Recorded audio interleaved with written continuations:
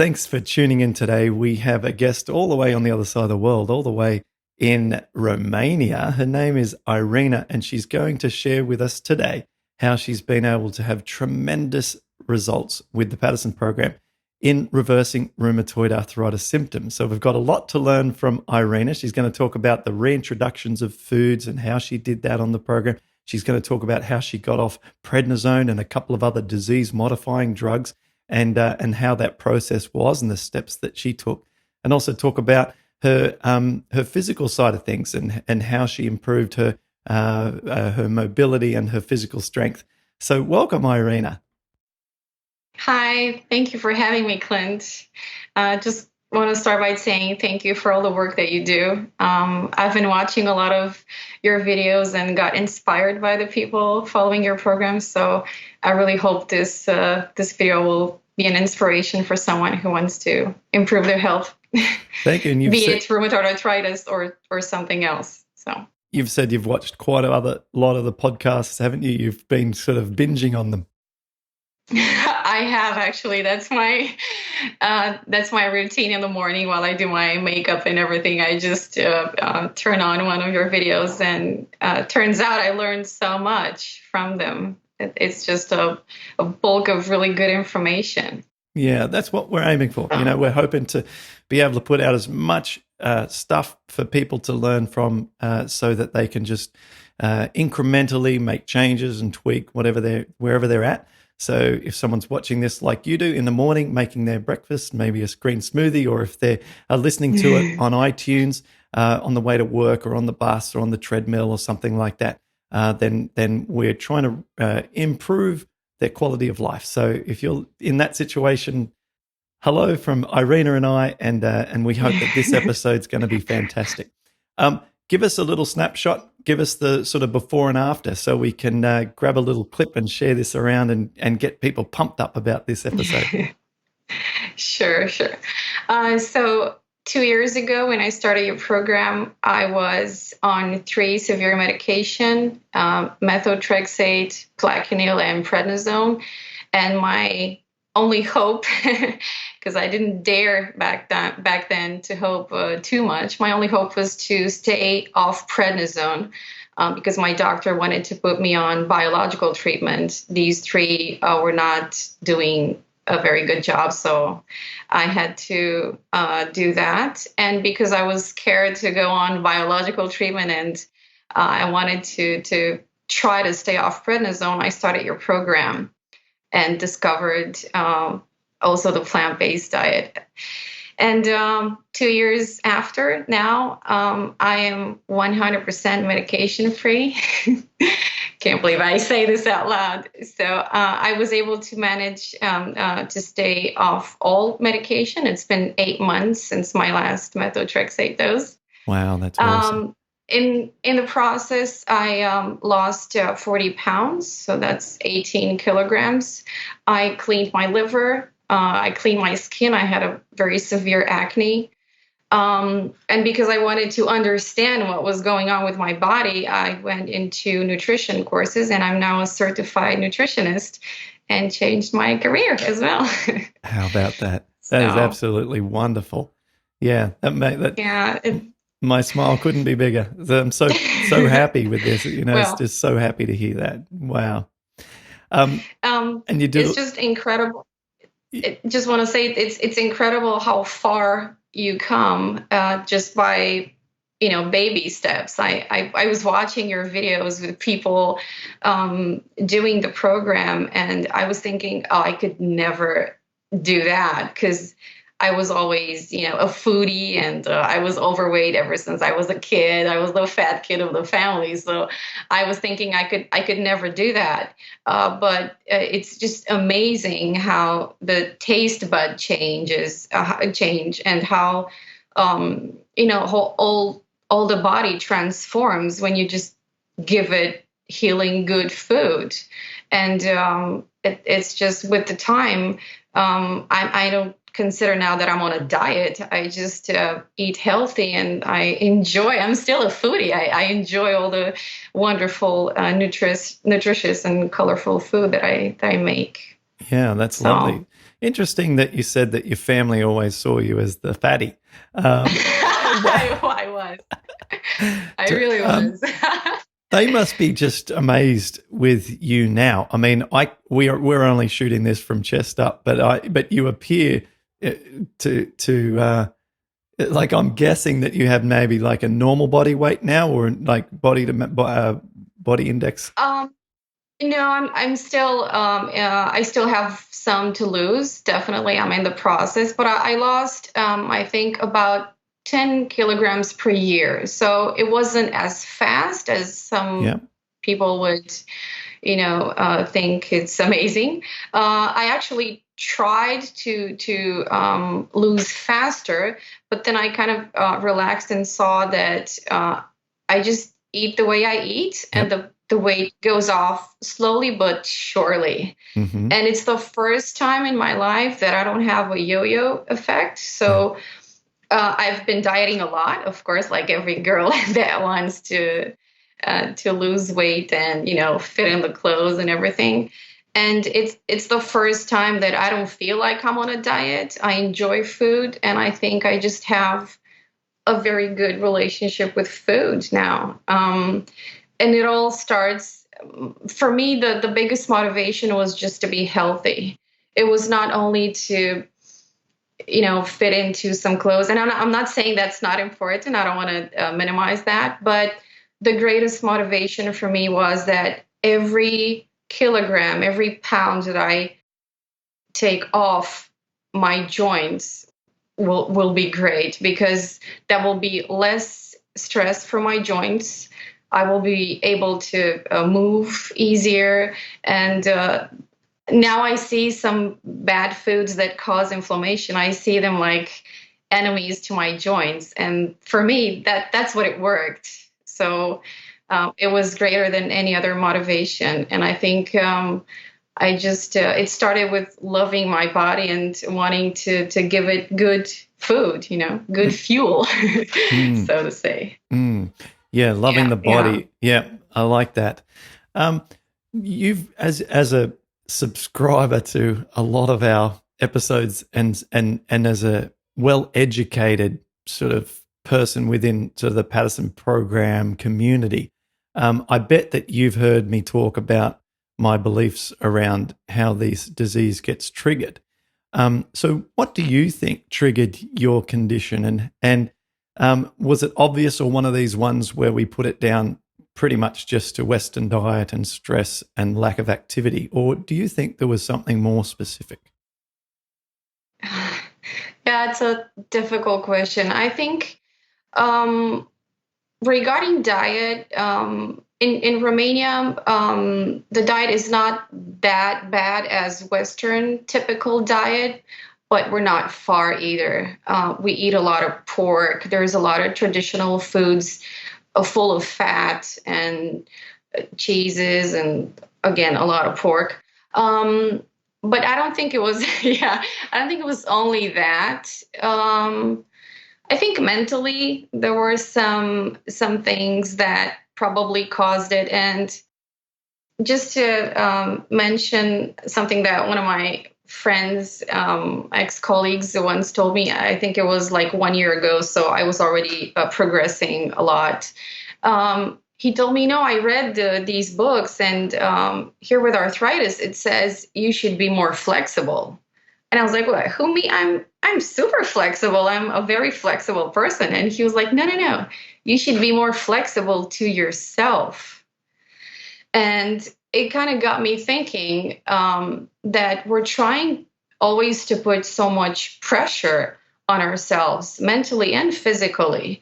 We're trying to fit in all the, you know, society frames. And I think people that develop these kind of autoimmune diseases are mostly overachievers, people that want to do it all and want to have a perfect career and a perfect status and family and that. And sometimes we just put too much pressure on our bodies and on our minds.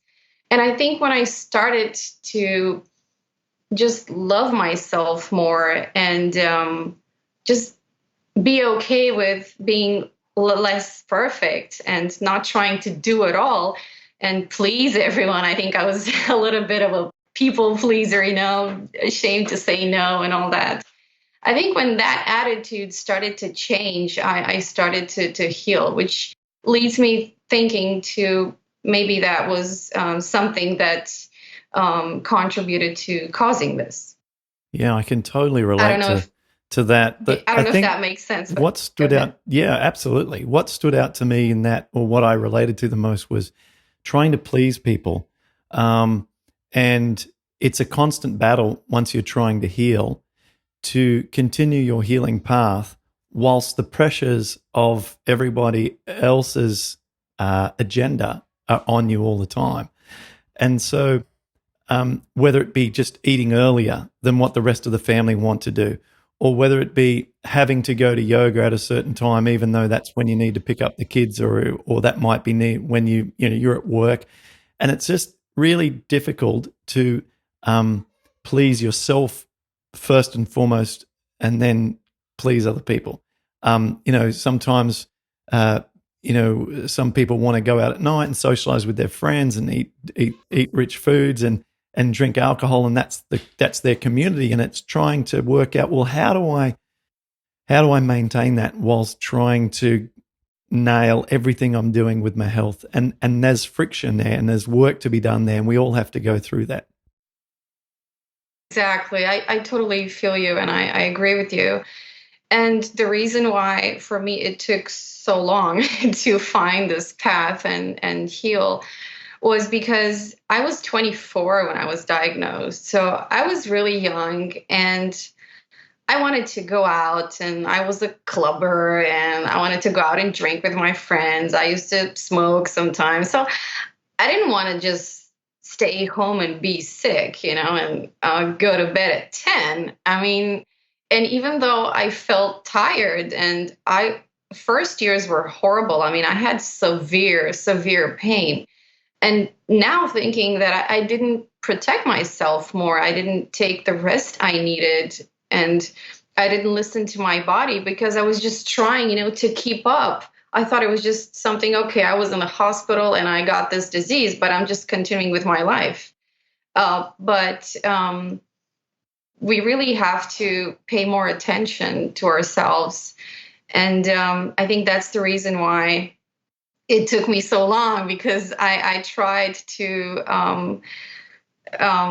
I was comparing myself with my friends who don't have to carry this weight Mm. on their shoulders. I mean, everybody has their own story and problems. I don't want to be um, you know insensitive or something, but you have to learn to not compare yourself with someone who just wakes up in the morning and needs 5 minutes to get dressed. Mm. I need an hour. Mm. I used to wake up in the morning and I needed like half an hour warming my hands so I can brush my teeth. It was that bad. So I cannot compare myself to a person that doesn't go through this because we have different ways of living, basically. Yeah. Yeah, it's very it's hard not to be resentful too, isn't it? When we have people who we surround ourselves with, who are friends who we went to university with or school with or whatever, or work with, and they eat junk, they party hard, they seem to have a stomach of iron, and and we have to do all these really, really restrictive things and can virtually make no mistakes, or we end up in pain. And it really is hard not to be resentful. And I was speaking about this the other day with a friend of mine who has Crohn's, and Well, he and I have often both. We always talk about how we regret the antibiotic use. He did the antibiotics for acne as a teenager, exactly as I did, and then years later, the situation unfolded in a severe way, And that one mistake for us in our circumstances being the cause, mostly the cause for us both, very, very long-term years of antibiotics, it's hard not to feel a little resentful. But instead of that, we have to say, well, this, as you put it before, the weight on our shoulders, or this is our cross to bear. What can we do about it? Let's do something positive, and let's try and turn this somehow into a reasonable situation and something we can almost turn into a positive. It's hard for most of us, including myself, to not want it never to exist and can't see it really as a positive, but we can do as much as we can to do that. You did turn it into something positive. Look at all the work you do, and I think you and your wife, because it was most of the time, as far as I know, a teamwork. And look at all the people that you change. You basically changed their lives, and that's the main reason why I want to turn this into a positive thing and try to help others through my new career. Yeah. I think that is the only way we can find an equal and opposite amount of belief that it has been somewhat worth it. Or, I mean, whilst I'm doing it on a sort of a fairly big scale, or at least getting to a bigger scale, I think that it only takes one life for you to impact to feel fantastic. And so if you can impact a family member, a parent, or a brother or sister, or even bringing up children who are going to have very little risk of developing a serious disease in their life, or if it can be someone, in your case as a nutritionist, someone that you work with, or many people that you work with, it makes it worth it, or at least it makes it feel okay. That's where we're looking for, where as long as it feels okay. So if people are wondering about how can this feel okay, because the misery's there, the pain's there, the drugs are there, how can I possibly turn this into something that it feels okay that I got this disease? It would be to help someone else. It will be to really help someone else and show them about how they can improve their life, even if you're not yourself where you want to be.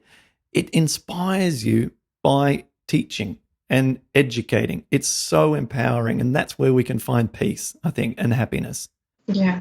Yeah, and it gives you fuel. It gives you power to go on and move on with this. Yeah, I totally get you. And I only had this thought recently, because up until now, with all the wisdom and everything that I learned in the process, if you would have asked me if I could turn back time, I would just rather be, dumb and happy. I didn't want this disease. No, really. But, but recently, when I started working with a few people, so I'm at the beginning now, I'm just working on my website and everything, but I started working with a few people, and I started kind of realizing the knowledge and the power I have. And I really love working with people and seeing them grow and succeed. And I'm very confident that I just turned something painful into well-being, and something miserable into a really great advantage. So I'm on the same page with you. Yeah. With it. And I don't want to discourage anyone who thinks, well, I can't get into as a health practitioner, or I don't want to go and study nutrition because we're not quite at that point yet in their journey. This is not a discouraging moment. This is a moment where you can look at just doing something small, incremental, whether it be just to make some notes and share a recipe with a family member or someone who appears to be in need, or have a chat on an aeroplane or a bus with someone if you find out that they're not feeling too good, and share some information that might help them. I mean, just telling someone to stop oils, for example, to reduce inflammation, or to tell them to eat more leafy greens. It feels good to share information that is absolutely sound and proven and reliable. You know, I'm so confident about this sort of stuff. I say things like, look, if you know, I would you know, virtually put anything on the line as a bet to say that if someone comes to me with rheumatoid arthritis and they're eating a Western style diet, that if they eliminate meat, dairy, and oils and replace that with green smoothies and some buckwheat and quinoa for a few days, I mean, you can't lose that bet. You cannot lose that Yeah, bet, I know. right? It's And unlosable. the great thing about it, especially for people coming from a really bad diet, you Mm, can see the difference in literally yeah. days. And with your program, I'm sometimes amazed because every time I feel like I'm, not 100% okay, I just go back to the baseline of the program, to the basic foods. I just know every time. Now I know that's my comfort zone because nothing bad will happen. And I know inflammation will drop and I'll feel better, Mm. uh, like almost immediately. Yep, that's So, exactly. Yep. yeah, you cannot lose that bet. Yeah. So let's talk more about Yeah. yeah, your story. I've not deliberately sort of delayed hearing about the details. I've just enjoyed chatting about some other things first, and I think that it's also breaks up from some of our other episodes, which can be story heavy. We don't need to get story heavy, but let's just hear at least about the fundamentals so that people can overlap them with their own situation. I'd like to hear about what the doctor prescribed for treatment, medications that may have worked and may have not worked for you, and just ways in which you then also experience those meds and then how you got off them. So, that whole start of medication journey and then off them again, I'd like to hear that. It's a pretty long story, but I'll try to make it as short as possible. So the first pain started like 10 and a half years ago. And it started in my hands, my joints. I couldn't make a right fist. I didn't have enough power. And I thought it's just because of the mouse, because I was working in an office in a reservations department. And I thought it's maybe just because I use my hand too much, and I ignored it. And then I had some severe shoulder pain when I went to the seaside with a part of my family. I was driving for a few good hours, and then I woke up and I couldn't like lift my hand Mm, properly because my shoulder was hurting so bad. And that was the first time I kind of got a little bit scared because I was afraid I couldn't drive back. I remember I didn't swim those days, so it was hurting really bad. But I just put some gel, like cream on it, and I got some anti-inflammatory pills and ignored it again. And then I left just a couple of weeks after I left to the States. That was when I graduated from the university. I quit my job, broke up with my boyfriend, and left to America to live the dream, basically. And I was back basically in a wheelchair in 2 months. a That's when it wheelchair. all Oh my that's when it all gosh. started. Um, I went there, and my brother was actually he was in the army at that time, but he worked at a winery. So I was living with some friends of his, and I worked at the winery, opening up a lot of bottles of wine and working at the bar. So I was using my hands a lot. And then I started having like severe pain in my hands, in my shoulders, in my knees. And it was like one day I would wake up and I couldn't lift my hand. It was like hard to take a shower, basically. And the other day, like the left shoulder started to hurt. So nothing that I could relate to, like, okay, maybe I slept in a wrong Yeah. position, or maybe I did, those silly Mm, questions we ask ourselves, why, but why?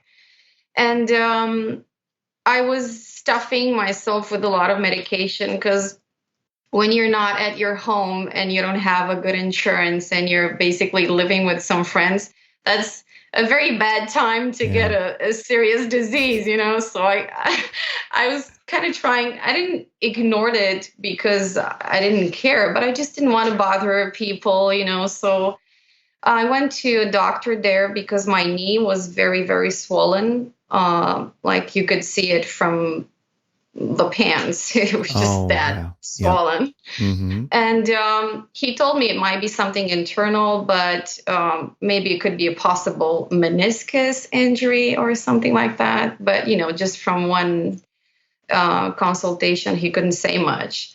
So, long story short, I knew I had to come back home to get it fixed. That's what I thought I was going to do, just to fix the problem and go back and live my life.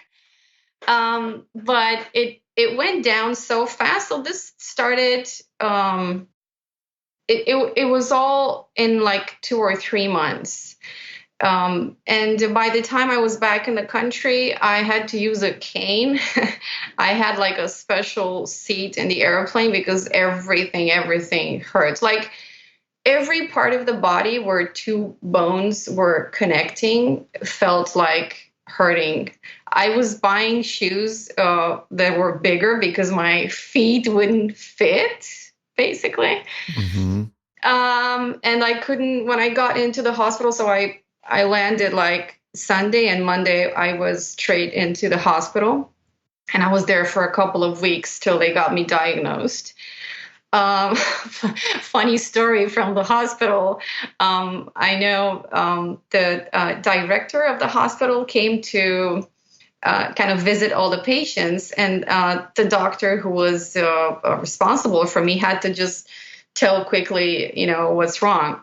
So she's like, the lady just came back from the States. We don't know exactly what's going on, maybe an infection or something. She can't move her feet and her hands and she's basically not functional. So Wow.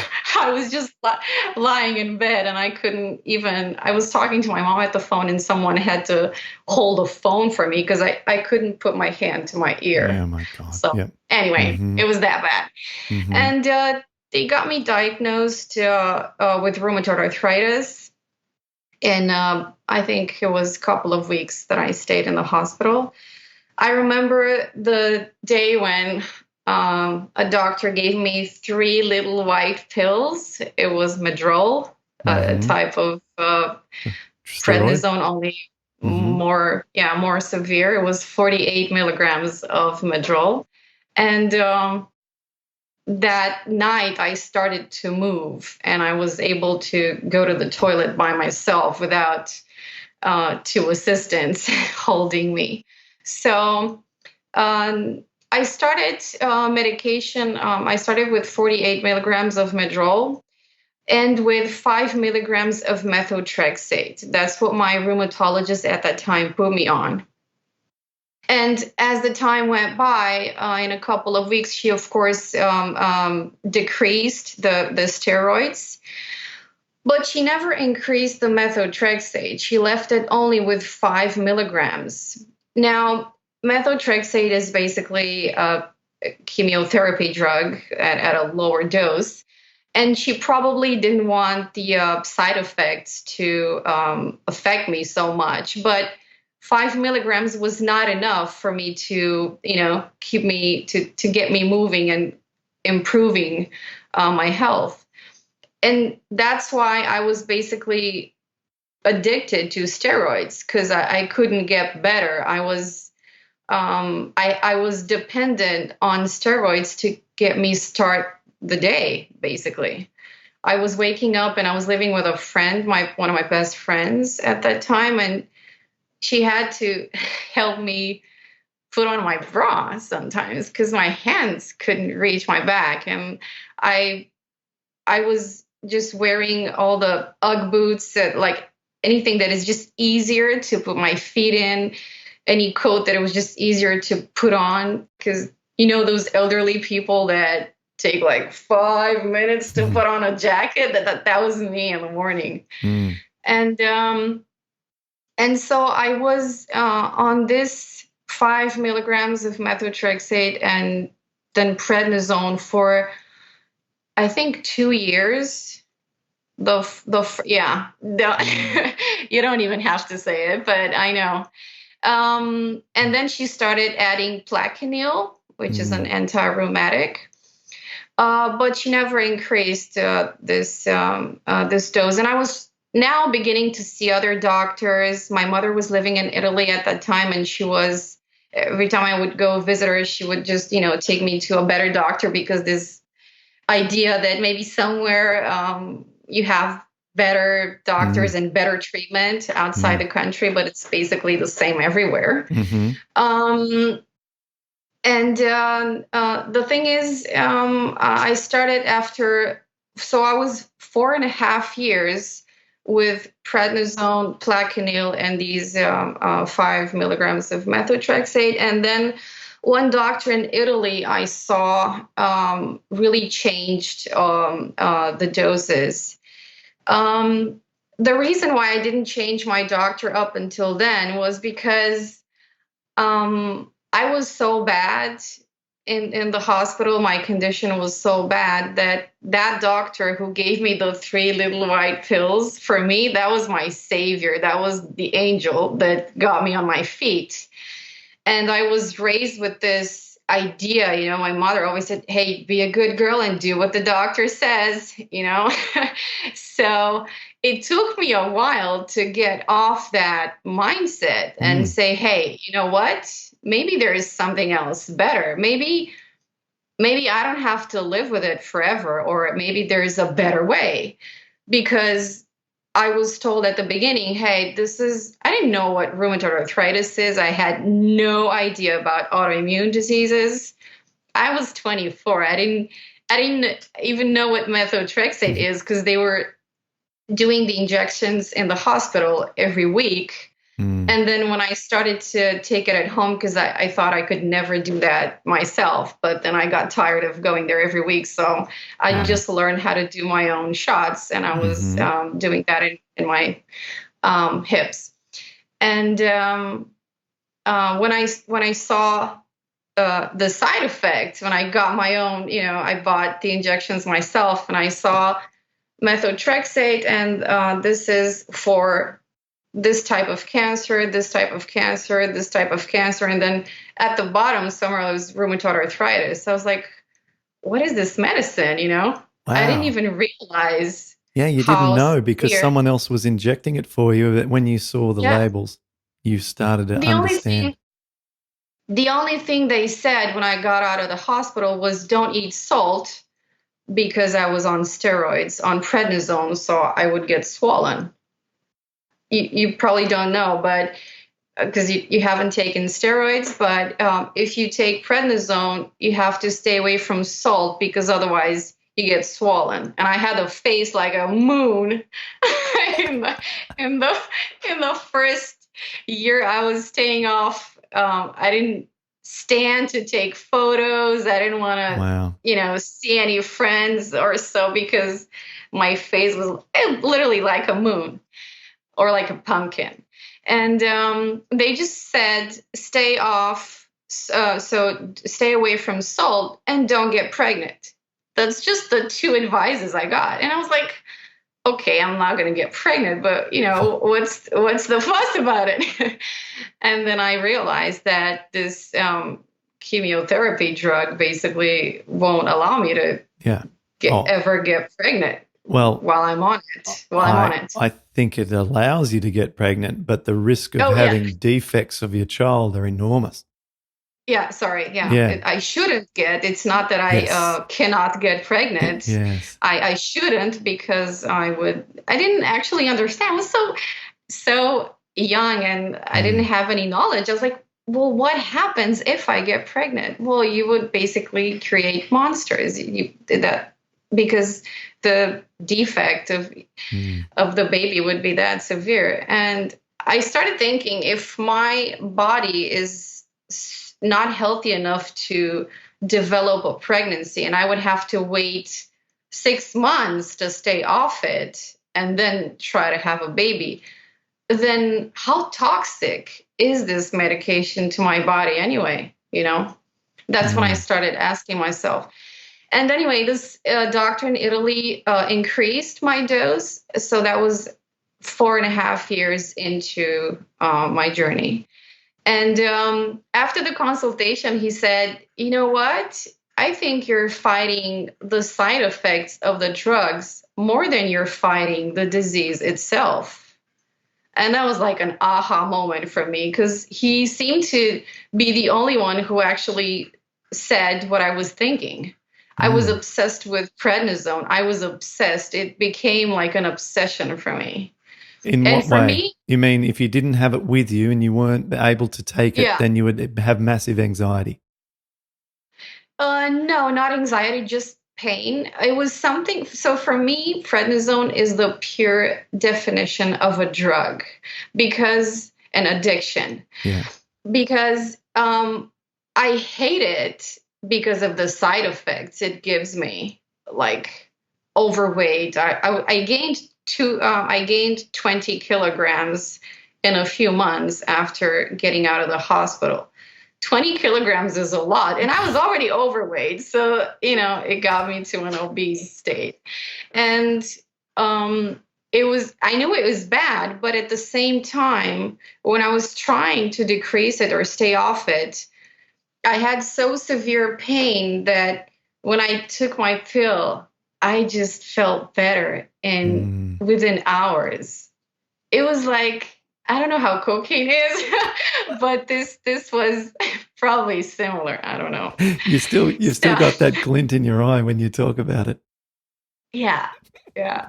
I had so many episodes where I was trying to stay off it. I was telling to my doctor, "Hey, I'm doing this homeopath thing, and I'm gonna fix the thing." And my rheumatologist said, "Okay, okay, let's see how it goes." And then, of course, I was back crawling and asking for prednisone within weeks or so.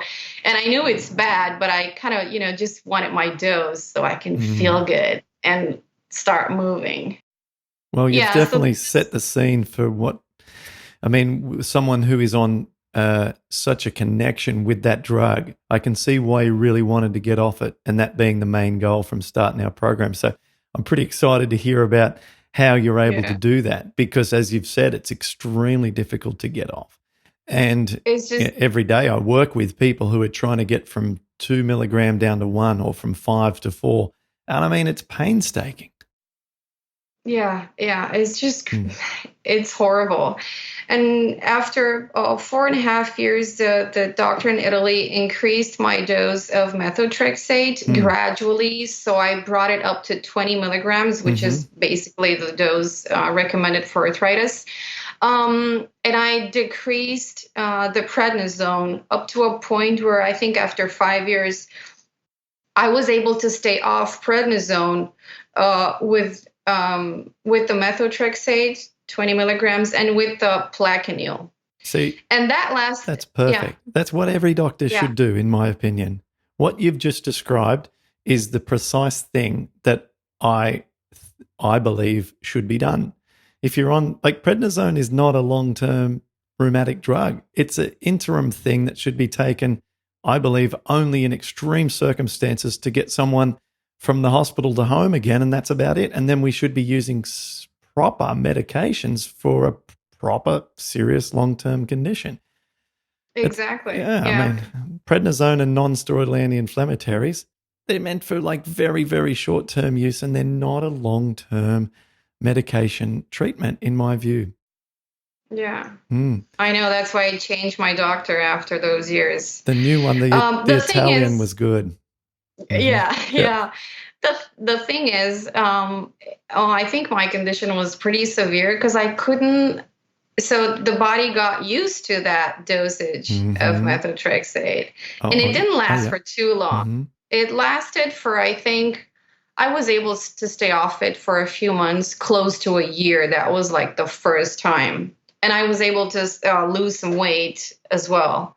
So I was very happy. But then the pain started again, and Yeah. the local rheumatologist in Romania had to, give me prednisone. She was saying, "Okay, take this for like a month, and then after the episode is done, we'll be able to extract it to get it off.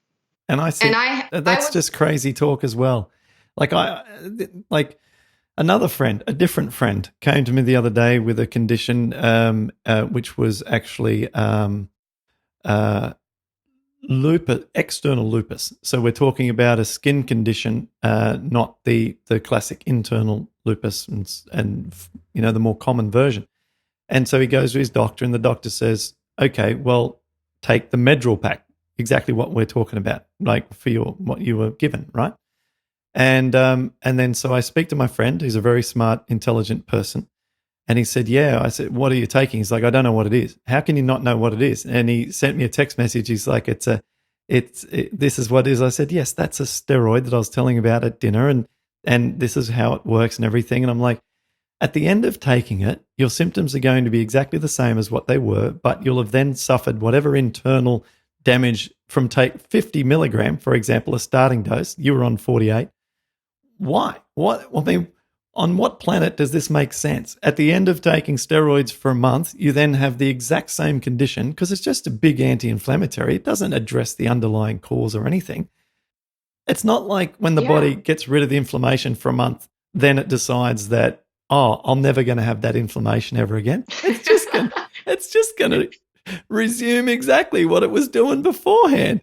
It's just absurd. And so, that situation is exactly what you're just describing. The doctor's like, "Oh, you've come to see me today." And if I were the doctor, not knowing, if I didn't have the skills of the nutritional side of things, and someone comes with your situation, the only thing I could say was, take steroids, because it gets them out of the office and gives them some pain relief, and you feel like you've achieved something for taking someone's money. But that's just, it's crazy. Absolutely crazy. Yeah. It's like covering something with, like, oh, there's dirt there. Let's just cover it with a blanket and just pretend. And then you have to take off, you have to take your blanket. Oh, the dirt is still there. Yeah. Big surprise. Big surprise. Yeah. Exactly. Well, I didn't know much, but I knew I wanted to stay off it. But this is how it's been going on for the next year. So I was having an episode, whatever I would call them. I was going to her, and she would prescribe prednisone, and she actually suggested, "Hey, this is not working anymore. There's a trial for this new biological treatment." I didn't know what biological is, but I kind of understood that's the second level, and it will get me even harder to exclude that once I get on. So I was kind of afraid of that. And this trying a new medicine, I didn't want to be a guinea pig. rat lab. Yeah. A guinea pig. Yeah. This is basically what happened in the next period. I was going to her every time, and every time I would try something new, like this self-healing books and this new, alternative thing. And I was telling her I'm trying this homeopath pills, and I think it's going to heal, and I'm doing this and that. And she would just say, "Okay." Never saying, "Oh, this is crap," but she would just say, "Okay, let's see how you feel."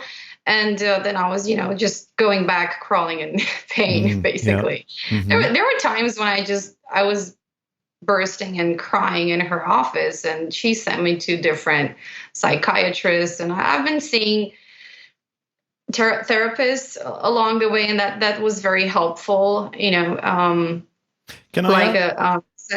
Please. Yeah, and I completely understand. And it actually, what I'm just curious about is how come it took so long to find the plant-based solution, and why during all of these self-healing stuff had you overlooked, for instance, one of our podcasts on YouTube or the work of Dr. McDougall? I mean, when I got diagnosed was 2006, and let me tell you, it was a ghost town back then, trying to find someone doing the sort of thing that I'm doing now. It's a ghost town. In fact, I couldn't find any. I just found two books on Amazon was the only the complete portfolio of help was 2 books on Amazon. So I'm just curious if you've got typing into Google, like how did you not sort of come across? Yeah, I don't know because I was actually struggling to find solutions. I know I was looking for so at within like 5 6 years into this, I was trying to find other solutions, and I started thinking there might be something in the food. So I was always searching for diet and arthritis, and it's all about the Mediterranean diet that is promoted as, a good diet for arthritis. So I was basically doing the Mediterranean, but that still has, animal products, and that still has dairy and oils and all that. And because of my foodie personality, I liked baking cookies, and I actually had a blog and wanted to make a business out of it. I made really delicious cheesecakes and muffins and all that. People still know me as, oh, what's going on? What do you bake now? Well, just plant-based goodies. So I was eating a lot of sugar as well, which is really bad for inflammation. I started into green smoothies. I started into, less sugary, less fat recipes, but I was still eating dairy and sugar and all that. That was the only thing, the Mediterranean diet, that I was that you were finding. Finding. Yeah, I tried to exclude gluten at some point, only gluten, which was very hard, and I didn't see any results in a few months. I tried to exclude dairy at some point because I wanted to get rid of my acne. I had a really severe acne on my back, and I took a lot of antibiotics for that ever since I was a teenager. Hang on a second. How did we overlook this before? Yeah. How did we overlook that you took lots of antibiotics as a teenager?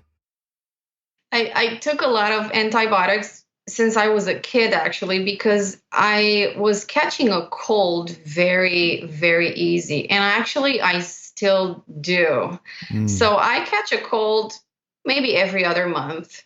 And last year, there were 2 situations where I had to take antibiotics, actually.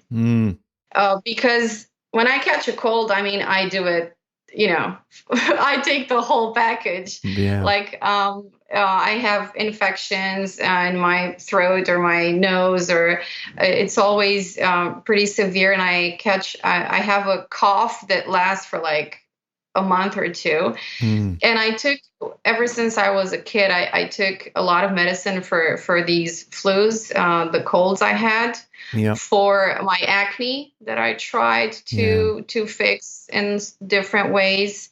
And also my menstrual pain is very severe, and I took a lot of anti-inflammatory every month. Yeah. And this is where it's at. Yeah. So that's why now I understand all about gut. Yeah. And I actually attend some courses of integrative medicine, and we learn all about the microbiome.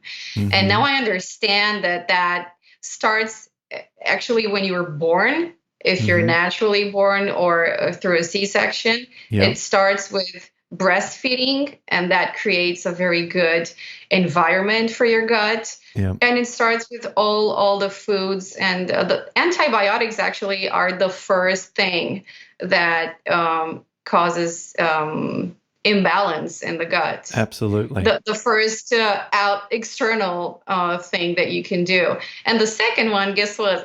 It's meat. And that's what I learned at the courses. And actually, it makes sense, because when you put dead animals that are rotting in your stomach, that can be good for the gut bacteria, So, so finally, when I Googled diet and arthritis, I somehow saw a video with you on YouTube doing the green juice. Oh yeah, that's a classic. That one. Exactly. Like 10 years ago or something. Yeah. Yeah. So I was into smoothies already, like green smoothies, Hmm. but never juiced this. So I saw your video, and then of course I Googled everything about you, and I bought your program. And I kind of prepared my body for about 2 weeks before that. I excluded all the animal products. I try to reduce coffee, and all that. And when I started, I didn't have a professional juicer. I didn't have a rice cooker. I was just putting everything on the stove, the quinoa and Hmm. buckwheat. I remember the first day. My mom was actually back in the country, and she was living with me for a little while. And the first morning when I started, and I juiced like the whole bunch of celery with the Yeah. cucumber. I didn't like celery, so I don't like it now raw like this. Just put it on my salad. So I was thinking, oh my god, this is gonna probably be horrible. And it was okay to drink it. It was just so drinkable. I was so happy that I can drink it because I was nervous. Oh my god, this is gonna taste bad or something. But I was able to drink it. And the first day was okay. But then the second day, I woke up and I was like, I think I had withdrawals. Mm. Now, luckily, you describe everything very well in your book, and I was not scared. So Hmm. I just jumped into the third day directly because I was shaking and I was like sweating a lot and I was kind of afraid. So I just jumped into the third day. And at the time when I started, I forgot to mention this, I had just finished an episode with prednisone. And so I took that for, I think, the last 4 or 5 months. And Mm. my doctor said, okay, we'll stop it. And then if things go bad, we'll try the biological treatment. Because she was probably 95% sure that I will be bad because that this is how I was every time we stopped the prednisone. And I know you say you shouldn't start the program when just changing something in your medication. So, but I was so desperate. And the thing was, my goal, as mentioned, if I can stay off it with this kind of a diet, then she won't put me on biological, and I'll Mm. just stay with these two drugs, the Mm. methotrexate and the plaquenil. Now, I didn't, and this is very important. I like to mention this for the people watching. I saw the program, I was reading the book, I saw the videos with people that got through this. I was believing, I didn't know anything about gut health. So that was when I started searching about gut. But I just took it as a diet. And because of my weight issues, I was very used to dieting, right? Mm. I just looked at it as I could do this for like a couple of weeks and then, we'll see how it goes. And it's not because I didn't believe in the program, but I didn't believe I can do it because I liked food. I was a foodie because I liked baking and all that. And I never thought that I could give up all this. And I saw this as, something very extreme. But the thing is, what happens with your program is that the effect, the results are absolutely incredible and absolutely incredibly fast. And seeing how your body changes, it actually changes your whole perception on food. It gives you belief and hope and power that you can do this, and it changes your taste buds. I never thought I could drink coffee without milk or not drink coffee at all. I never thought I could give up, cheese. Everybody says cheese is so hard to exclude. And I'm now, when I see cheese, I see inflammation and pain. Mm. I actually see that. There's times when I go to the supermarket and I'm sometimes hungry, which I know I should never go shopping when I'm hungry, but sometimes I just grab like a croissant or something that I used to eat and think, I'll just get this one. And I eat so well, and Mm. 95% of the time, I'll just get this one. And then, by the time I get to the counter, I put it back because I just cannot hurt my body. It's something mentally like, okay, I'm not going to hurt my body with this. It says there, gluten, dairy, chocolate, and all that. I don't want to hurt my body this way. It doesn't, I don't succeed 100% of the time, but I now succeed 99% of the time. And that's a huge progress.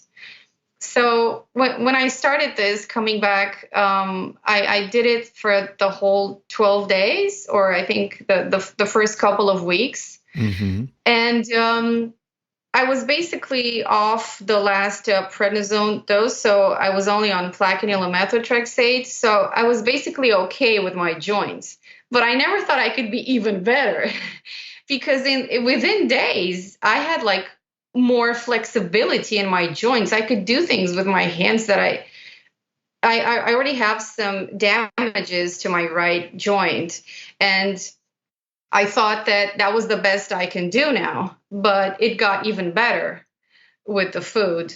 And so, what I started to include within a few weeks was I actually started to include some fish and some poultry like once a week, because the pressure from my family and everyone around was like, you can't just not eat meat. That's not okay. And I didn't know, I didn't have the knowledge I have now. Now I'm like, oh yeah, show me the science. I'm so confident now. Oh, it's not good. Where's your protein? Like, oh, check, here's some science. I'll Yeah. send you an email. Go do your homework and then we'll talk. I mean, I'm much more confident because now I know. That's awesome. But yeah, but back then, my mom was like, I made this really good soup with some veal. Don't you at least want to try it? And I was like, I don't feel like eating meat. So my cravings were for sweets, not for Mm. meaty foods. Mm. I was never like a big meat eater, but thinking, oh my God, I'm gonna lose all this protein, Mm. these stupid ideas you get. I tried. It was like once a week, not really much, but as long as I felt good, I kind of included that, and I wanted to mention this. And what happened? I went to my rheumatologist like 3 weeks after I started your program. And every time when I went to visit her, I would do my blood test before. So this was the first time since I got arthritis when I had the inflammation in normal ranges. Wow. My ECR was 20, so right at the top, but Yeah. basically normal. Yeah. And I never had ECR for 20. When I started, my ECR was like 78, Ah. and I had it like 30 or 40 with all the medication, but it was never in normal ranges. So my doctor was probably expecting me to go swollen and in pain and asking for medicine. And I now remember the day I opened the door and she didn't say hello. She said, "What did you eat? What did you drink?"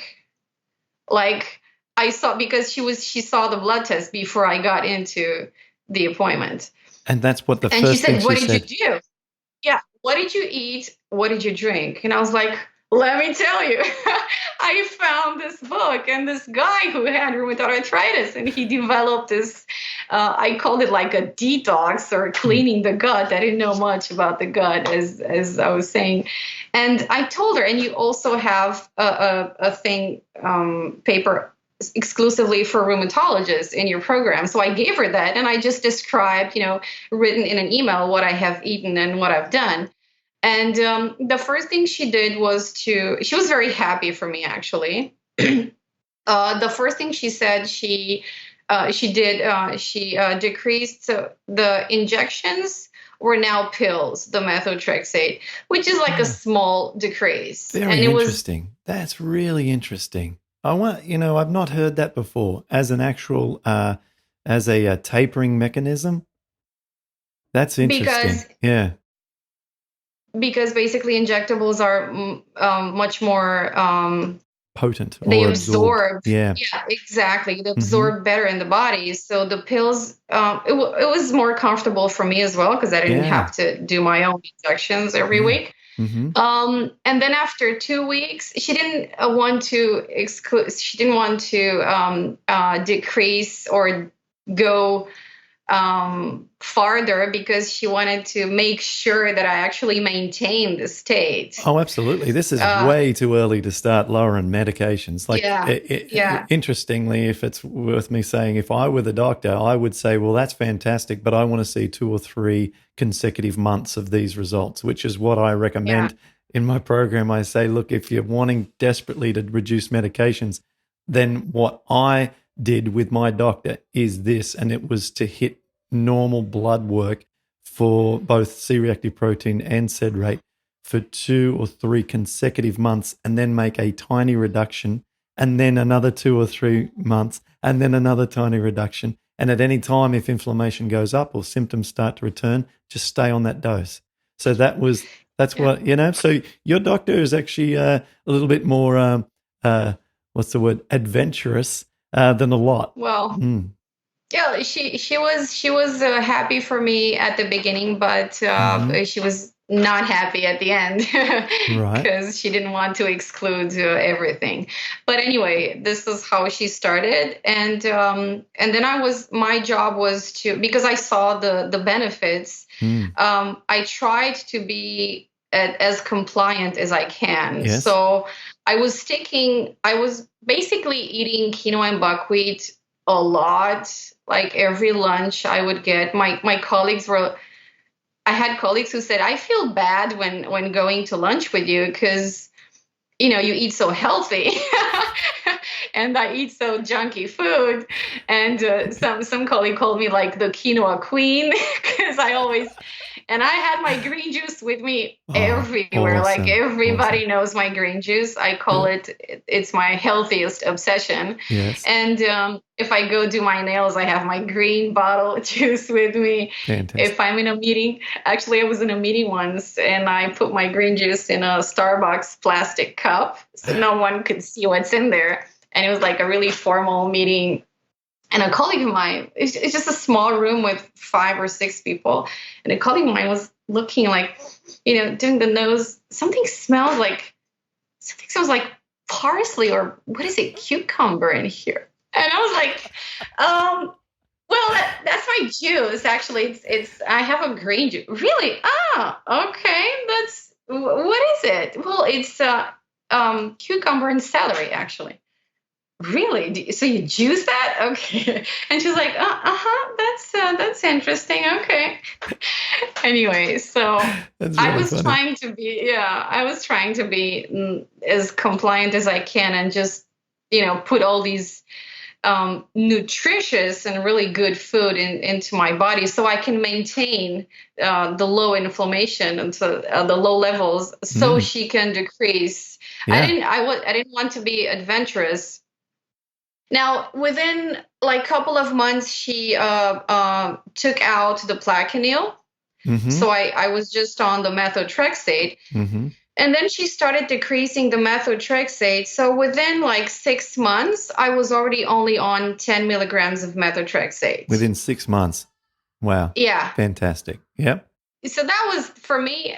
And you see, when I saw things were going so well, I was courageous. And I was now, my goal now was to be 100% off medication, Mm. because I was I saw the results and I said, hey, being off prednisone is now not enough, because Liz, I can do more Yeah. and I can actually beat this thing.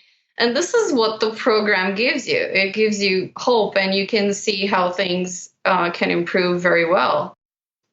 I remember I had to go to Germany for a business trip right after like a month of starting the program. And I said, I'm not going to go for a month there, because I knew when traveling, I traveled a lot for work and in my life, and it can be really nice. But when you're on a strict diet, at least at the beginning, now I know my way around. I know where to go, what to buy, and what to take on with me. But at that time, I remember I said I'm going to be there for a maximum of 2 weeks or like 10 days. I negotiated, and they sent me there, and I was carrying like a little juicer with me. It was so small, I had to cut the cucumbers like vertically in half. Yeah. And it was so noisy. I mean, that thing could woke up the dead, seriously. And I was juicing that at 5:30 in the morning in a five stars hotel, right? The first thing I did when I landed to Germany, it was I found a supermarket and bought my celery and cucumber. So anyway, that's how I was keen on really, doing this. And after staying on 10 milligrams of methotrexate, she didn't want to decrease it, and she said, "Okay, let's go through the winter because I'm also a little bit weather dependent. Hmm. When it's very humid and when it's very cold, I can actually feel it in my joints." And that's why Bucharest, being the capital of Romania, is, I think, besides the pollution and all the crazy traffic, it has some advantages in the sense that you can get almost anything if you want to eat healthy or plant-based. There's now restaurants that sell plant-based burgers, quinoa, buckwheat, Buddha bowls, and there's a lot of stuff you can buy, and juices and smoothies. So if you want to eat healthy, you can really find it easy. Mm. And it's also okay because in the mountain area where my family lives, every time I go there, it's really beautiful and fresh air. But I feel it in my joints almost within hours or a day. I just feel Mm. like a little something like, oh, you're in the mountains now, right? Really? Yeah, Right. So yeah. what weather condition do you think triggers it? Is it the humidity, do you think, or the cool, or what is it? These two combinations, Oh, humidity and cold. okay. Yeah, yeah. Okay. Okay. So that's my Mm-hmm. conclusion. And after I got very well over the winter, my doctor said, okay, maybe if you're so doing so well, we'll decrease it. But then every time I would go to a consultation, she would not decrease it. Mm. She would say, "Oh, it's better to just, be on the safe zone and have this 10 milligrams is just a small dose, so you can, we'll just keep it there just in case." And I was doing so fine. I was Yeah. like, "Well, why should we keep it just in case?" But I realized then, or now, there's no doctor who actually takes on the responsibility to remove the last dose of immunosuppressive. I don't know anybody who did that. Well, she probably doesn't have any other doctors as friends or colleagues who've ever done that. So she's got Yeah, no yeah, reference. There's no reference point.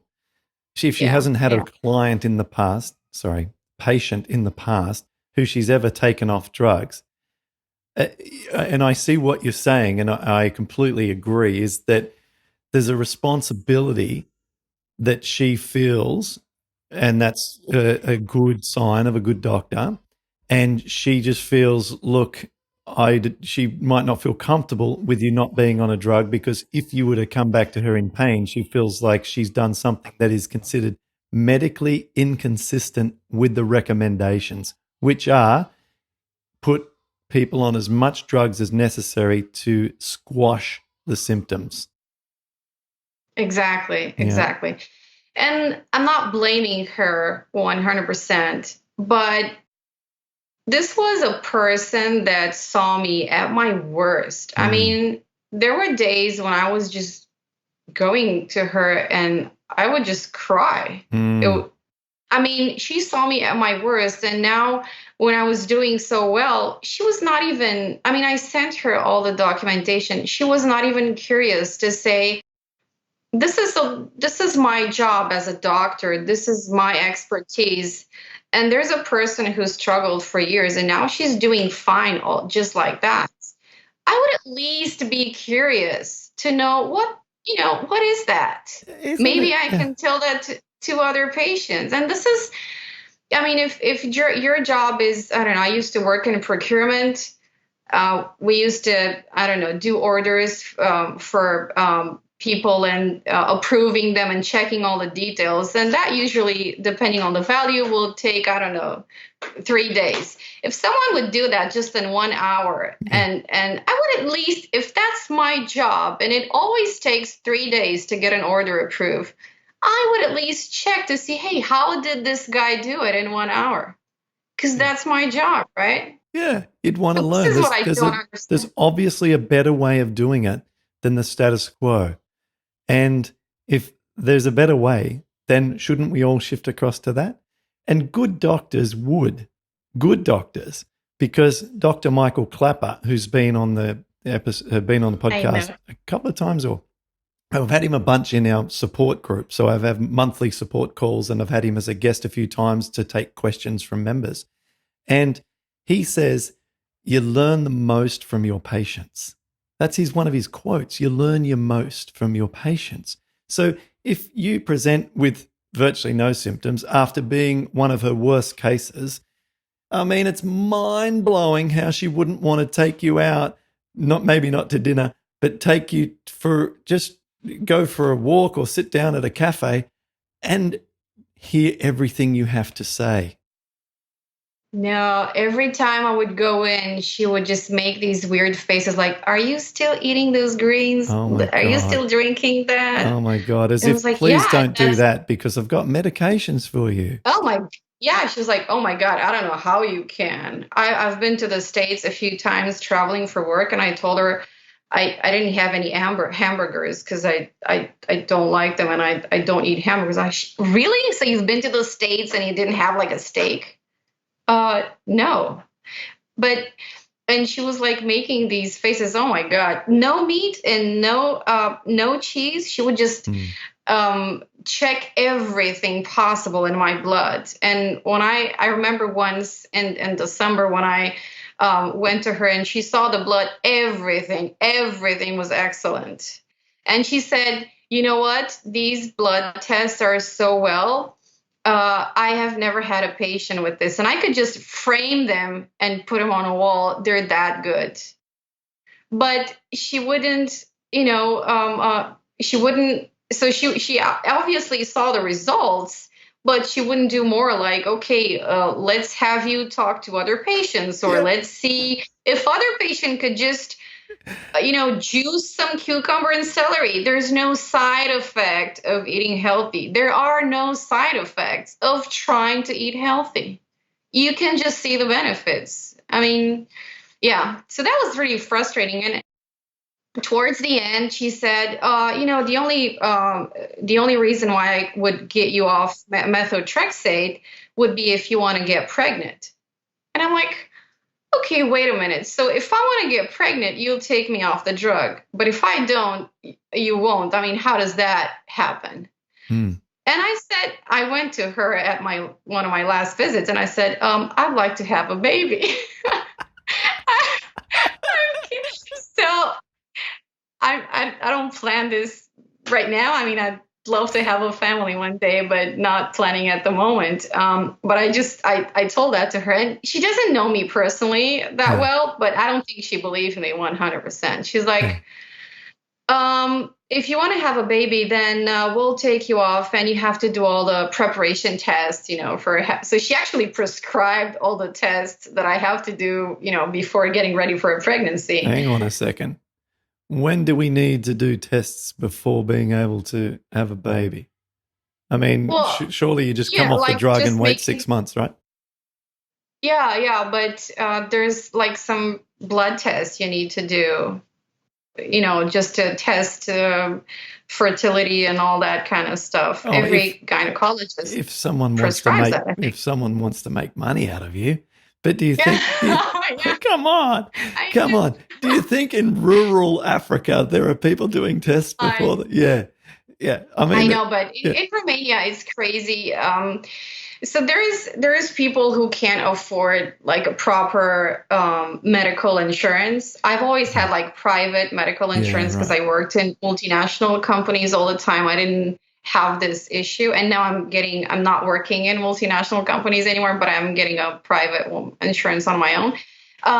but there's this big gap, and there's people who can afford a lot of stuff, and they do. I mean, it's crazy how they can be tricked into genetic Oh, testing and all mm, kinds of treatments or testing or intolerances, mm. and they pay like a lot of money for these things. They pay a lot of money for it, but it's they just think that maybe more expensive medical care will be better Yeah, we all anyway, think, yeah, when in fact the most healthy people on earth are actually the poorest. yeah, because If if you you would can only start eat potatoes and rice, then you're going to do fantastic.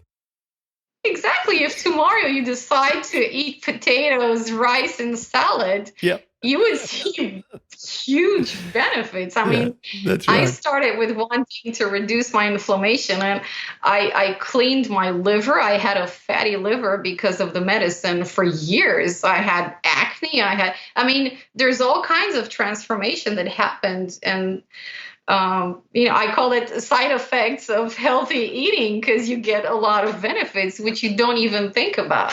Mm, Yeah. So what I did finally, I told her I want to have a baby. So mhm. she said she wants to see me in another month. And I got an infection in my throat. I had like a really severe cold, and I had to take antibiotics. And when you have a big infection, you're not allowed to take the methotrexate in that week because it interferes. So I didn't take the methotrexate that week. I didn't take it the following week. And I said, hey, you know what? This is my moment. And Mm, I'll just exclude it forever, for good. mhm. And I went back to her and I told her that I excluded it completely. And she was very, very pissed off. She wrote on my report something like she excluded the last medication on her own will or something like that, so she can not be responsible for it. Exactly. That's all it is. Yeah. And she said you'll be crawling back in pain, and you'll be swallowed, and you'll be all She said this. that. Your Yeah, doctor yeah. And said I you'll be said, crawling back in pain and you'll be yeah, yeah, yeah. No, she was like describing how bad I will be. And I said, this way of eating really changed my life, and I'm gonna be a nutritionist. I'm gonna get certified in a mm, few months. And she said something like, whatever. She said something in Romanian that I can't translate exactly, but it was like, whatever. oh my Not even, gosh. not even, hey, good for you. Yeah. I don't agree with this, but whatever works for you, Yeah. if you're happy and healthy, Mm, whatever. mm, Not even that. mm. But, Sometimes, well, sometimes people yeah. will say to me that I've heard this more than once, and I think that the sentiment is summed up really nicely in this expression. Is that people have told me that when you get well or when you're doing great without the need for medications, rheumatologists have told my clients that they're boring. And I've heard this on a number of occasions. So it tells me the sort of sentiment that's going on. The patient becomes boring because they can't try and solve a problem. The patient comes and everything looks normal, and so there's nothing to do. And it's not because of their meds, it's because the patient is self improving, right? Doing things to address the underlying cause. And doctors say, look, you're actually boring. To be told that, I think, is the most weirdest backhanded compliment you could get. But that's what's going on, and then but I think it can go beyond that in your situation where it almost becomes insulting for the doctor. She takes personal insult because she is now redundant, and you are the smarter of the two human beings. You are. And yeah, well, I never played smart, and I was really humble all this time. I never pretended I know better than a doctor, and I still don't pretend that. But I've obviously learned so much, and um, I can see the results on myself, my friends, my family see the results. You cannot ignore that. You Mm, can't just pretend that didn't happen. Mm. And you can't just call it, it was not through this magical pill or this magical doctor or this healing one food or something. It was just through basic whole food, and plant-based. It's unexpensive basic food. Yeah. And Humble food. yeah. Hmm. Speaking of which, your program was actually the $50 was less than my last rheumatologist appointment because it wasn't covered by my insurance I had at that time. And I was like, she didn't even touch my hands or make a proper consultation. And I was like, listen, you don't have to be rich to be healthy. And actually, um, being sick can be very expensive. Very And expensive. I'm not talking about only the medicine, but the whole lifestyle. Mm. I sometimes had someone helping me clean the house, and I had friends like, "You're paying a woman to clean your house?" Mm. Yeah, I need to. I live alone, and Mm. I sometimes need help. Mm. Now I can do it on my own, but in the past, I I needed help for that, and I had to get a car so I can drive easier, and I had to get like an automatic car because I won't have so that I won't have to change the Yeah. speeds all the time like a manual car, Yeah. and that's expensive, but it significantly helped my joints, Yeah. and all that kind of the whole lifestyle that is much more expensive when you're sick. Mom, And absolutely. yeah, what happened in the end? I have to say she was right into some extent because the pain did come back. And within 2 months since I extracted all the medication, I had really severe pain. Hmm. But what I was doing at that time, I was eating maybe 90% compliant, Yeah, there was some but I mistakes was in there. yeah. Hmm. So at my work, there was always chocolate because there was always someone's birthday or someone was, Yeah. pregnant or someone was celebrating something. And I'm a snacker. I always have to know if I hear a bag opening, I at least need to know what's in there. I might not want to taste, but all the colleagues were like used to me, and they That's would just funny. come and ask me if I want something before opening the bag because they That's knew I would funny. ask anyway. So being 90% compliant, for many of the conditions is actually wonderful, but for autoimmune You got it. conditions that Hmm. might there's times when 90% is not enough. It's all the So time. That's all the time. yeah. Hmm. Yeah. I just thought I could get away with it because I was feeling good. Yeah. I But thought, you're I got this. I know what to do. And, I can skip a little chocolate once in a while and I can do this. But when I maybe if really, maybe if you had still been on that 10 milligram methotrexate, that might have been the case. yeah, But it was. you are accepting 100% of the responsibility when you come off that drug. It is like the weight of the world is on your shoulders, and if you go and mess around, you're gonna feel it instantly. Yeah. So Hmm. that's what happened. I had Hmm. probably the biggest flare in my life. Wow. I I remember that was like 6 months ago, right? Hmm. I had to work from home, and my colleagues and managers were very supportive because I didn't want to drive and get dressed and do all that. My mother was living close, and she would come every morning to cut my celery and cucumber and do all Hmm. this for me Hmm. and do the dishes. I was going to the beauty shop to wash my hair because I didn't have enough power in my hands to wash my hair. Wow. But what I did was I saw that this is going down. Like Yeah. when the pain started, it was like really fast. So I said, okay, I'm on my own now. And what I did was just went back to the baseline of your program the first day. And I prepared again. I started on the weekend. And it's just absolutely incredible, Clint. After 24 hours, I saw improvement.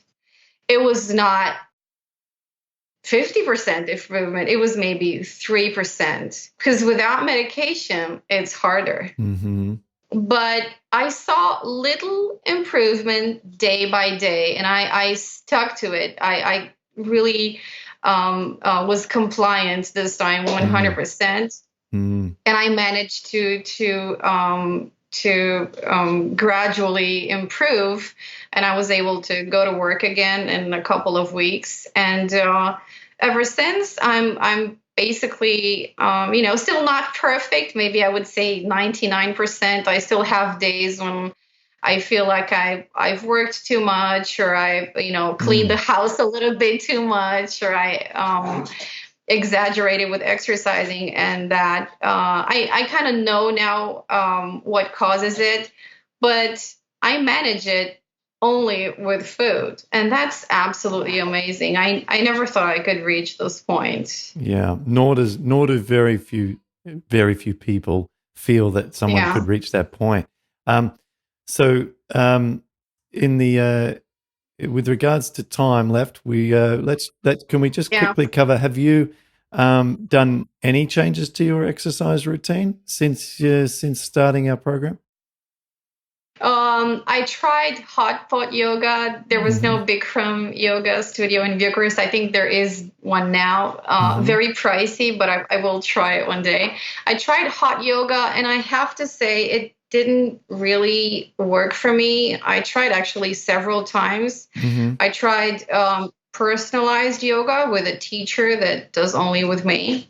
The thing is, I feel good and flexible, but it's still a little bit painful. Right. And what really, really works for me is swimming. And Good. I love the feeling. I have a lot of swimming pools around me. I'm a member of a club that has a few. And it's just, I call it my prednisone now because Yeah. I feel so good every time. Yes. And swimming, and sometimes just walking. If I can't go to the swim, I try to do my daily 10,000 steps. I try to do some gymnastics around the house. I have all kinds of little exercise balls that I try to Mm-hmm. work with. But for me, swimming is definitely the best. I I knew know that. yoga works. Yeah, I knew there had to be go ahead. something, right? I knew there had to be something that's going on in addition to the food because I Sure. just don't see it, or at least it's so rare to only have the food as the only change. There has to be some swimming, there has to be some bike riding, or there has to be something cardiovascular activity. It just we have to move the lymphatic system to eliminate the waste that we're clearing from the body.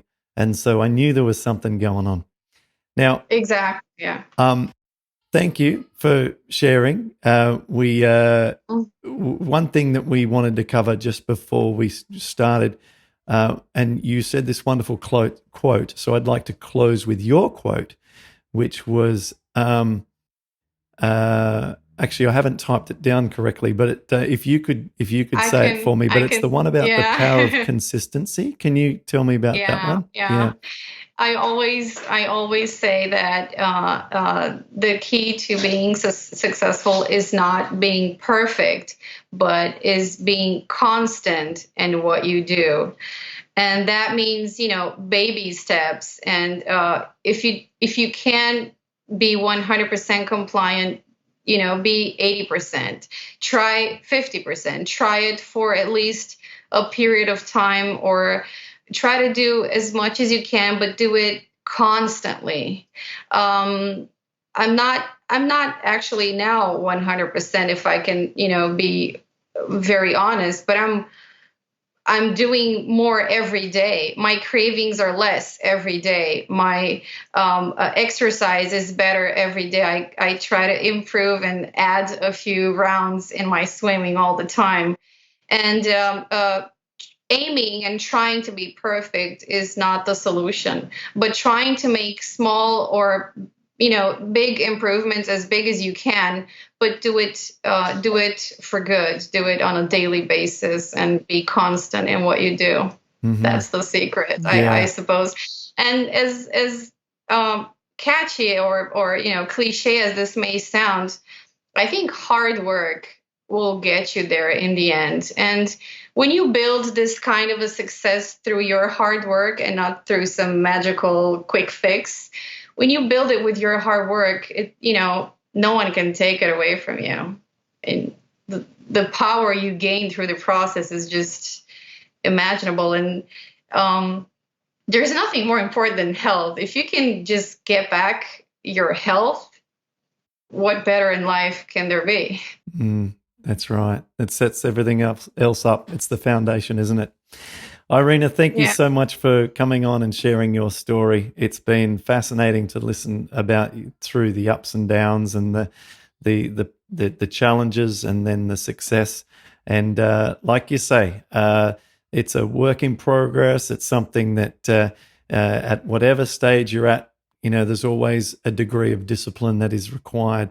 And you have found that at times, if you're off the drugs and you're only doing 90% of what you need, that might not be enough.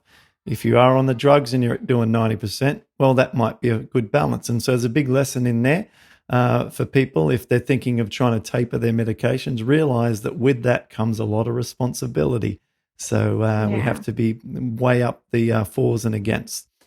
So Yeah, thanks. but at least you know that you have a choice. You can. That's it. I can eat whatever I want and go back to drugs, but it's my choice not to do it.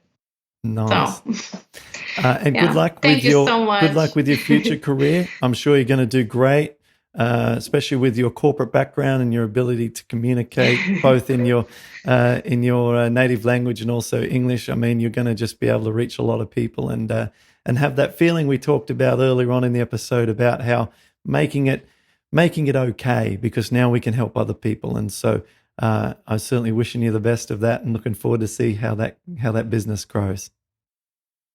Thank you so much, Clint. Thank Thank you you. for everything that you do.